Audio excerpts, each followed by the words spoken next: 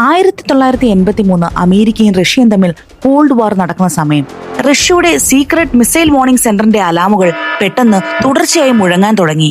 Stanislaw Petrov ആയിരുന്നു അന്നത്തെ ദിവസത്തെ റിപ്പോർട്ടിംഗ് ഓഫീസർ. കമ്പ്യൂട്ടറുകൾ നൽകിക്കൊണ്ടിരിക്കുന്ന അലേർട്ട് അനുസരിച്ച് യുഎസിന്റെ 5 മിസൈലുകളാണ് റഷ്യൻ ടെറിട്ടറിയെ ലക്ഷ്യമാക്കി വന്നുകൊണ്ടിരിക്കുന്നത്. മിലിറ്ററി പ്രോട്ടോകോൾ പ്രകാരം പെട്രോയുടെ ഉത്തരവാദിത്വം അപ്പോൾ തന്നെ ഈ ന്യൂക്ലിയർ മിസൈൽ ത്രെറ്റ് ഹയർ കമാൻഡിനെ റിപ്പോർട്ട് ചെയ്യുക എന്നുള്ളതാണ്.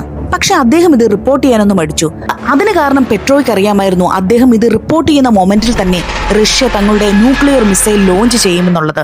അത് 3ാം ലോക മഹായുദ്ധത്തിന് കാരണമാവുകയും ചെയ്യും. പെട്രോ എന്ന് കാമായി ചിന്തിച്ചു. കമ്പ്യൂട്ടർ കാണിക്കുന്നത് 5 മിസൈൽ റഷ്യൻ ടെറിട്ടറിയിലേക്ക് വരുന്നു എന്നുള്ളതാണ്.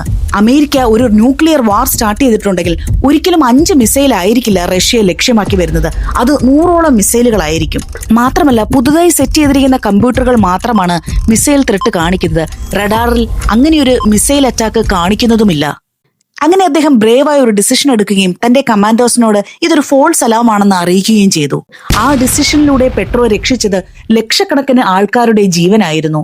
പിന്നീടുള്ള അന്വേഷണത്തിൽ തെളിഞ്ഞത് ഉയർന്ന മേഘങ്ങളിൽ സൂര്യപ്രകാശം ശക്തിയായി വന്ന് അടിച്ചപ്പോഴുണ്ടായ പ്രതിഫലനം സാറ്റലൈറ്റ് മിസൈൽ ത്രെട്ടാണെന്ന് തെറ്റായി വ്യാഖ്യാനിക്കുകയായിരുന്നു എന്നുള്ളതാണ്.